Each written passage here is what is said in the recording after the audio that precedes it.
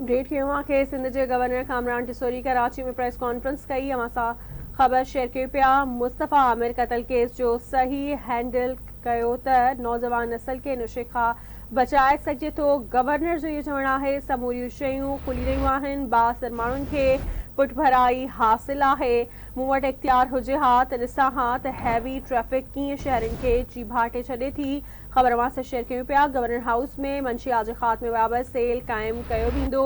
नए नस्ल खे इन नशे जी लत में विधो पियो वञे। मुस्तफ़ा आमिर कत्ल जे केस जी तहक़ीक़ाती इदारा जांच करे रहिया आहिनि। गवर्नर सिंध जो इहो चवणु आहे।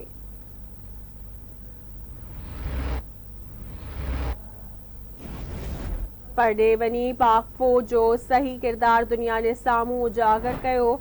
कुछ माण्हू सोशल मीडिया ते गोड़ करे रहिया आहिनि। बरतानिया में 10 लख खां वधीक पाकिस्तानी आहिनि। कंहिं फ़ौज ख़िलाफ़ न ॻाल्हायो। परॾे मां 32 क़िस्मनि जी मंशियात बरामद कई पई वञे। गवर्नर हाउस में रमज़ान ट्रांसमिशन जी शुरूआत करे रहिया आहियूं। ट्रांसमिशन में कवाली, नात ख़्वानी ऐं दर्स बि ॾिना वेंदा। गवर्नर सिंध जो इहो चवणु आहे 10 लख खां वधीक माण्हुनि लाइ इफ़्तार डिनर जो एहतमाम कयो वियो आहे। गवर्नर हाउस में इतिहाद रमज़ान तहत तरावी नमाज़ जी अदायगी बि थींदी। ख़बर अवां सां शेयर कयूं पिया। सिंध जे गवर्नर कामरान टिसोरी कराची में प्रेस कॉन्फ्रेंस कई आहे।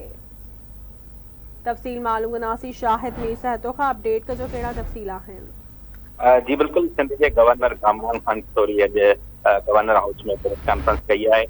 उन मौके ते गवर्नर सिंध चयो आहे त गवर्नर हाउस में रमज़ान मुबारक जे मौके ते जेको आहे असीं मुख़्तलिफ़ इहतमाम कयूं पिया ऐं तरावियुनि जे हवाले सां कयूं पिया। गॾोगॾु गवर्नर हाउस में 10 लख खां मथे माण्हुनि जे शहरीअ जो इंतज़ाम हूंदो। उन सां गॾु गवर्नर सिंध चयो आहे त मूंखे जेके आहिनि ऑनलाइन थ्रेड्स मिलिया आहिनि ऐं जेके मूंखे धमकियूं मिलियूं आहिनि जान सां मारण जूं। ऐं गवर्नर जो चवणु आहे त कुझु ईमेल ज़रिए जेके आहिनि मूंखे थ्रेड्स मिलिया आहिनि ऐं जेसिताईं मां गवर्नर आहियां तेसिताईं मां डिॼण वारो न आहियां ऐं भलाई कमु कंदो रहंदुसि। गॾोगॾु गवर्नर जो चवणु हुयो त मां लंडन वञण खां पोइ जेको आहे मूंखे अहिड़े क़िस्म जी ईमेल जेका आहे उहा रिसीव थी आहे त तोखे डॉक्टर इमरान फारूक जहिड़ो जेको आहे तुंहिंजो अक्षर कंदासीं। गॾोगॾु गवर्नर जो चवणु आहे त मूं वटि इख्तियार आहिनि पर उन ते जेको आहे इम्प्लीमेंट मां नथो कराए सघां। ऐं गवर्नर कामरान खान टिसोरी अञा ताईं प्रेस कॉन्फ्रेंस करे रहिया थी। महिरबानी।